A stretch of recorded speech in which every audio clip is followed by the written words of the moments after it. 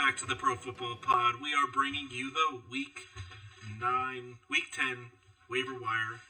Getting into it.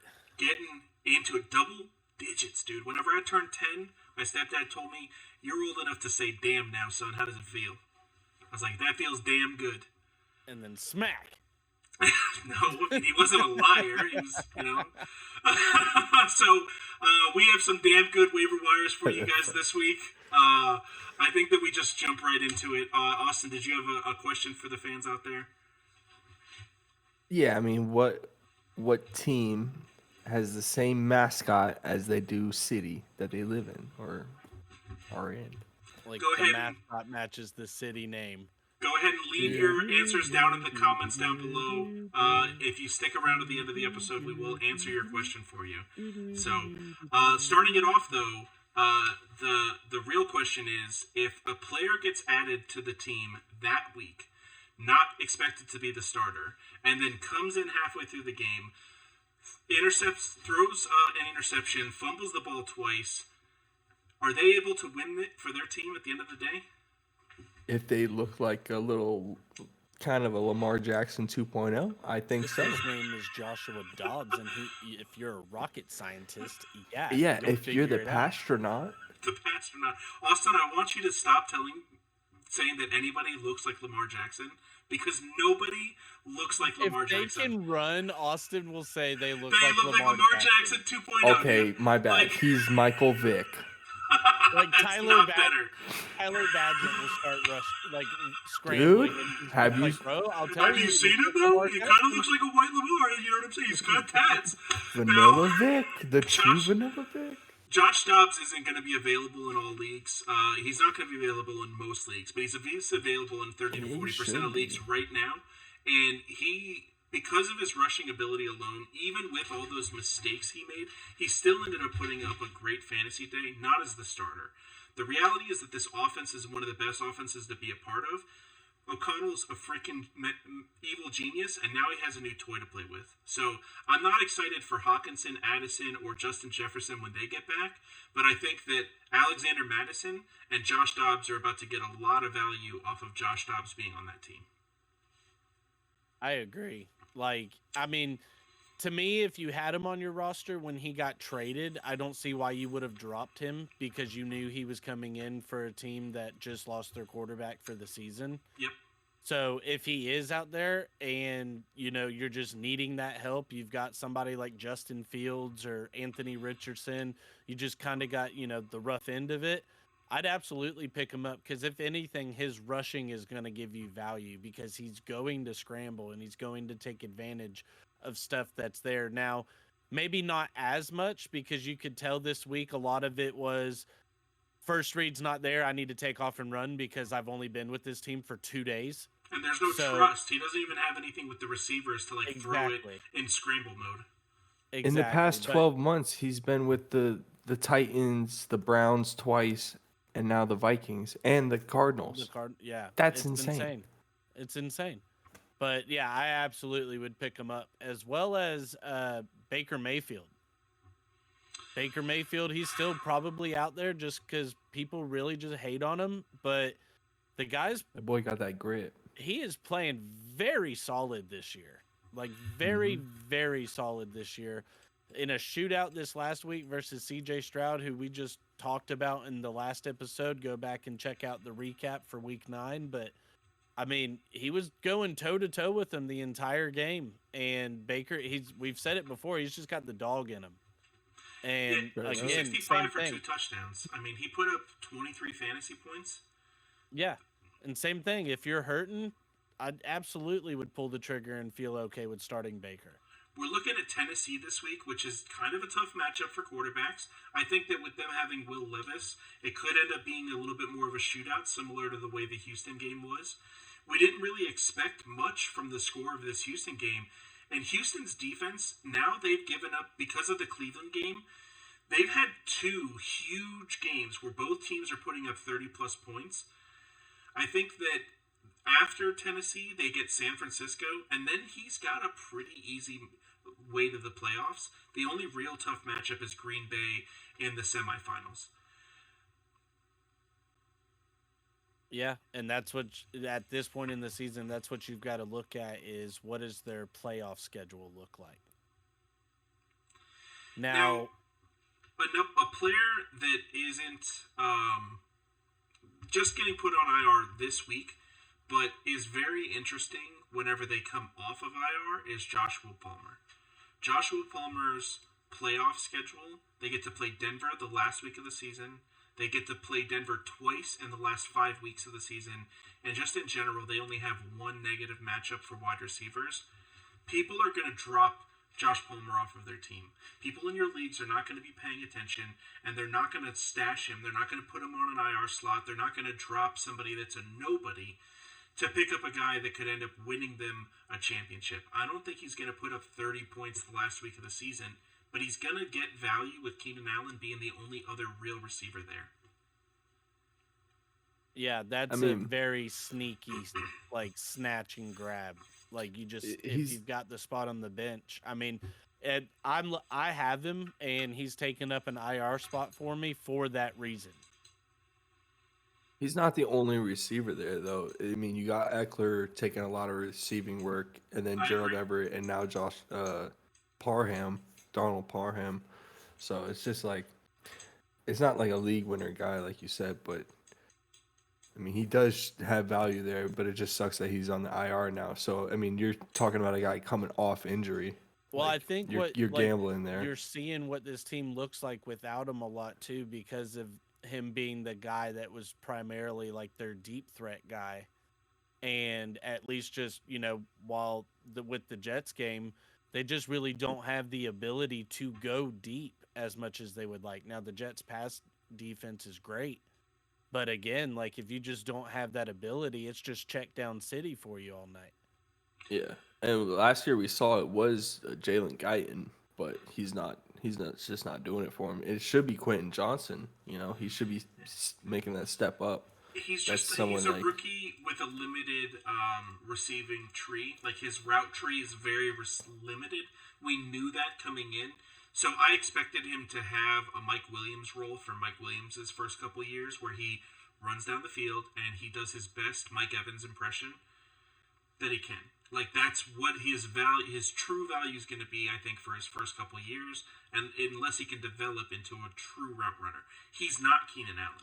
He's not an elite guy. I think that Jackson Smith and Jigba was probably that comp coming out. Yeah. For sure. What do you guys think about, in like 12-team plus leagues, a player like Noah Brown? You got Bobby Trees, you got Nico Collins, you got Tank Dell, you got Dalton Schultz, all catching the ball, and then you got this guy Noah Brown, who was electric last year in Dallas whenever he got the chance. He looked like CeeDee Lamb. Like, I thought that CeeDee Lamb caught the ball a bunch of times, and it wasn't him. It was Noah Brown instead. So the same way Ben Skoranek looks like Cooper Kupp. Yeah, he's available in 99% of leagues. So this is a guy that's available right now. Are you jumping out there and spending fab on him? I love him in deep leagues because for me, especially with a rookie quarterback, after a game like what he just had, that does nothing but just build trust for the future. And we've just seen here lately that Bobby Trees is kind of becoming the odd man out because Tank Dell is also becoming more trusted. Yep. I forgot he even played for them.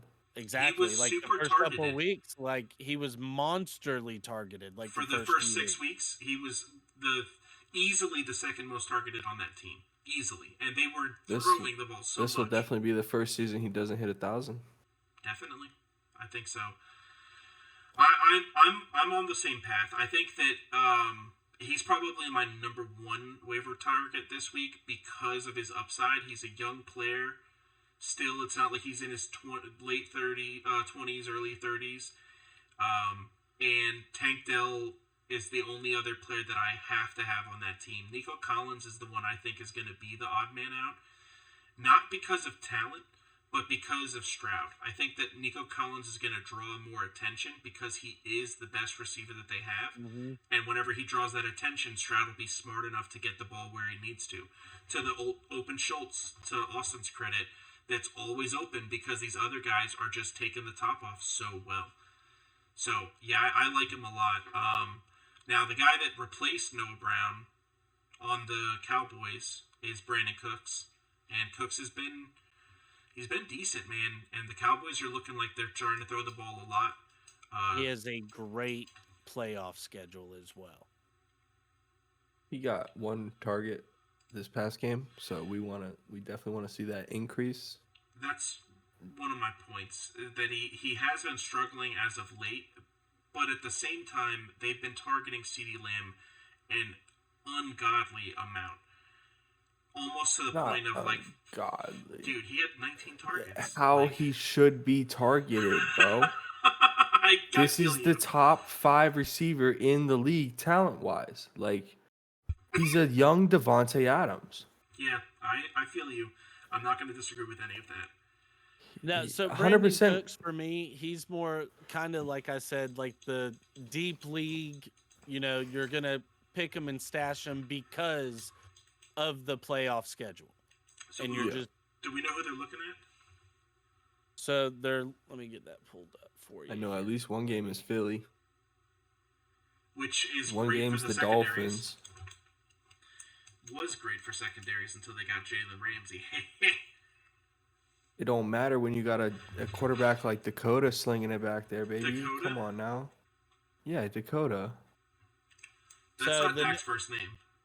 The yes, next that is. 4 games they've got coming up are, let's see, they finish What do you out think Dak stood for? playoff schedule wise for you. They've got the Eagles, who, for all intents and fantasy purposes, they had everybody for the most part had solid games. And they have the Eagles in Dallas this time instead of in Philly. They've got the Lions, they've got the Dolphins, and the Dolphins have shown they're prone to letting up big yardage. Just ahead of Not the last playoffs, week. you've got the Commanders, the Seahawks, and the Panthers. Okay. And the Giants. Panthers are decent against the pass, but yeah, I see that. I think the biggest thing is it's about the Dallas offense. The Dallas offense is starting to ramp up a little bit. We're seeing Dak is not making as many mistakes. They lost this game to the Eagles, but it was super close. I mean, it could have gone either way. Inches. So I think that I'm starting to believe in Brandon Cooks, and if he has one more game like what he had last week, someone's just going to drop him. You'll get him for free. If he's available right now, I might drop my worst player that hasn't performed, that just looks like they're not going to do anything, and pick up Brandon Cooks instead. George Pickens. Don't drop George Pickens. He had 2 bad weeks. George Pickens has been consistent for most of the season on making a big play at least. He hasn't had enough consistent touches, but he has at least made the big plays, and he just keeps doing it. Just like rookie running back for the Baltimore Ravens, Keaton Mitchell, only had to touch the ball 6 times for 130 yards and two touchdowns. Had a Devon Achane performance out there, just exploded onto the scene. Yes, that just screams scary for the Baltimore Ravens moving forward for all of the other teams. Well, you think that they're done at running back, and then Gus Edwards pops off, and you're like, all right, but we can contain that, right? We could just stop Gus Edwards. But then now they got Keaton Mitchell. Oh, but no, they can't contain Gus Edwards because he only touched the ball 5 times. He had 2 touchdowns. So Justice Hill actually had all the touches and did nothing fantasy wise. These guys touched the ball less than 10 times combined and had over 150 yards, 3 touchdowns.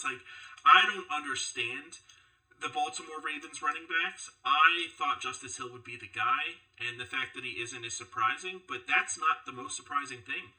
The most surprising thing is that they don't even have to touch the ball more than 5 times to have value. Their team just moves the ball down the field so much that they just run it in, and not with Lamar.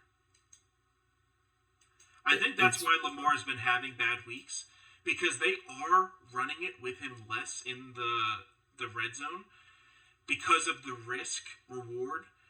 He's still And getting his rushing yards though. Yeah, But- but he's not been vulturing near Exactly. as many. They're allowing Gus Edwards and other guys to pound it in Yep. instead of, like Colby said, like, risking it in a scrum Yeah. and having him get hurt trying to fight for a 1-2 yard touchdown at the line of scrimmage when you've got 3 running backs in your stable that are capable of that. So I agree with it from a health standpoint, and obviously the way that they've just completely demolished teams the last 3 weeks with the Lions, the Browns, and now the Seahawks, like it's a sight to behold, honestly. And it's one of those to where, you don't want to root for other teams really to win the Super Bowl when you're a fan, but if the Dolphins don't, I'd love to see Lamar take one. That'd be awesome. Hey, Honestly, hey, little callback for y'all boys, but I did say Ravens would be seeing Super Bowl contentions at the beginning of the year. you were higher our on the podcast. Ravens than we were. Whenever we were doing the AFC West, or the North, I mean, we were both high I was saying on, this team has a chance. on the Bengals, and Yep. then the Ravens, and then the Browns, and then the Steelers. The Ravens are doing what I The thought they Steelers could are do. probably the biggest Like, surprise. you- They only have 3 losses on the year, and Yeah, like, they're- haven't looked good. They've looked like I brought dog that up crap. as well as a point, like as a question. Like, do you think the Steelers will go 500 this season? And they're freaking showing that they have the possibility of that no matter what. Now But going. the Ravens, shoot, that you can't stop the best talent on the football field, like You think in the Lamar? league.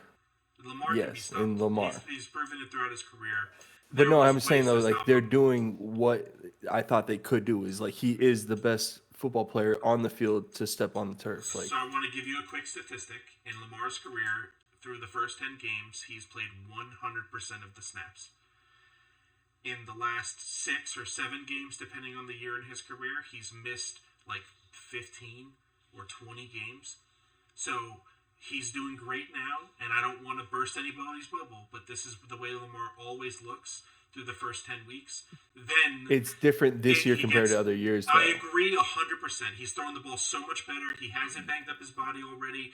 I 100% agree. I just want to wait it out before I jump on this. Oh my God, it's the Ravens, like we do every time this time of year. Like, I want to wait another couple weeks after week 15 if they still look like the second best team in the AFC. I mean, it honestly looks like Chiefs, Ravens, Dolphins. Like, last night's Cincinnati Bengals, I would take them potentially over the Dolphins. I mean, But that's the top 4 though. the Dolphins That's the defense. top 4. Yeah, I mean, those are the 4 teams winning their division right now. That are all Well, basically just Those are 2 guaranteed teams to in the make the same playoffs. division: Who? Bengals and Ravens. Oh, true. My bad. Wow, Bengals aren't going to win their division. Most likely. Now, another sneaky play for you guys. We mentioned Josh Palmer as someone that we're picking up while they're on IR. Khalil Herbert just now came off of IR. Like, right now. And he's already... I think that we got a notification before the podcast tonight that he's going to be starting this week. Or it might just be that he was off of IR. I don't think that we know what his start sit is yet. He's designated to return. Okay, so we don't know if he's going to play, but he is available right now. The way that Deonta Foreman's been playing, I wonder if they're just going to give Khalil the starting role automatically as soon as he shows up.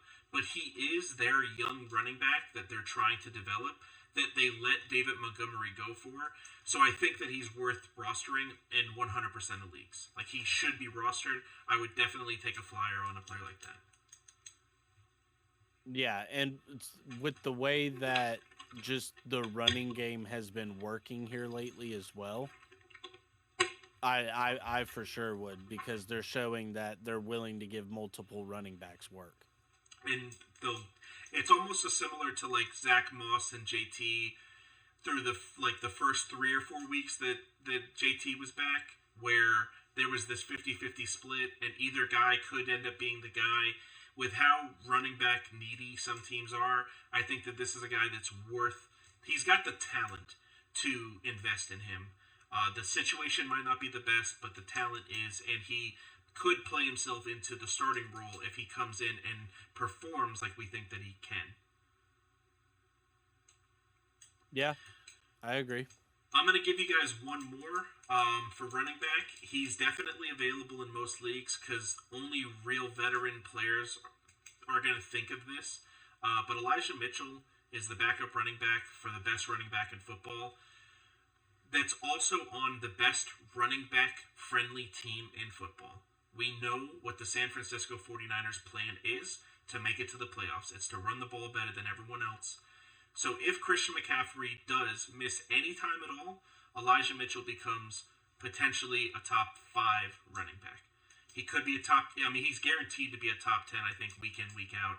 Even with the rookie that they have behind him, whenever Christian missed time, so did Elijah Mitchell. He was hurt at the same time. He had like a hamstring injury, but he hasn't been getting any work all year. And I think he was a rookie, if not last year, the year before. So he's young. He's got a lot of tread on his tires. I think that he's somebody worth stashing just for all of those reasons. Yeah, he's a third year. This is his third year, so we love third-year players. That's the biggest pop year. Any Christian McCaffrey owner absolutely needs to snatch him up. Has to. Tight ends. Tight ends are hard, man. We talk about it on the preview episode. We'll give you guys a streamer, some people that you might just be able to do this week. But someone that's a waiver wire that's been trending upward that is probably still available. K. Dotton for Tampa Bay. I mean, we've been preaching about him. It's not the first time we've mentioned his name. I'm not as excited for him as I am for like a Schultz a couple of weeks ago, because I think that he's still coming into his own as an athlete. He hasn't had this like massive production yet to where I think he'll just be this every week starter. But he's extremely exciting on a team that's throwing the ball a lot, and they're giving the ball to him more often than not. I mean, you're dealing with a quarterback who needs to get the ball down the field, and like he needs a safety blanket. I'm not saying Baker Mayfield is a backup quarterback, but like he sort of plays as one through the league. Like he's efficient enough to get the ball down the field to his elite receivers he has, but like his tight end's always there for him. Well, he's also K. Dotton also. What was that? He's also playing safer this season as well compared to in the past. So because of that, instead of trying to force things down the field, he is more willing to check it down to his tight end or like Rachaad White, like we talked about in the last episode, to where, these guys are getting just decent, solid looks every game to where, no, for Cade, you're not looking at, 20 points every week by any means. Like, that would be awesome. But I think he is serviceable enough to get you at least 8, 9 points a week. Out of the 9 times that he started this year, he's gotten double digits 3 times so far, which for a streaming waiver wire tight end is phenomenal. He's also done it against easy matchups and hard matchups. The easy ones are the ones that he goes off the most. I think the most exciting thing is that over the last 3 weeks, he's had 6 targets, and last week he had 9. So they're continuously getting him the ball. Baker, whether they're losing, they've lost all 3 of the last 3 games, and they're going to be behind in a lot of games. They're playing Tennessee, San Fran, Indianapolis, Carolina. These aren't teams that Tampa Bay gets to just walk through. So I think that they're going to be close games. They're going to need someone like K. Dotton, especially in the red zone. To me, the biggest thing is he sat behind Gronkowski for a couple years. So he's really adapted and soaked in that information that that man can offer. It's important, I mean, we see it, how big it is with the quarterbacks when they teach a man up. Agreed. I think that he's got 2 rough matchups the next 2 weeks. His fantasy playoffs are going to be against Green Bay and Jacksonville. Nothing special there. But the week before, he gets Atlanta, which is a top 10 matchup. Not someone that you have to hold on to. If these next couple matchups are rough, I don't think that that's a point to drop him. If you pick him up, we're really trying to keep him for week 12 at Indy, week 14, 15, and 16. That's when we expect this guy to be able to be a serviceable star. You guys got anything Kelsey's else? going on by. Kelsey's going on by, so you're gonna need a tight end to stream soon. There you go. Yep. Well, make sure to go to Tulsi Rose Tea at TulsiRoseTea.com for all of your tea needs. We will bring you guys a quarterback, a wide receiver, and running back tight end preview episode. And make sure to stop in this Friday for the Fans. We do it for you, a live episode where we answer all of your questions. So leave us a like, comment, and subscribe, and we'll see you in the next one. Catch you on the flippity flip. Those. Peace.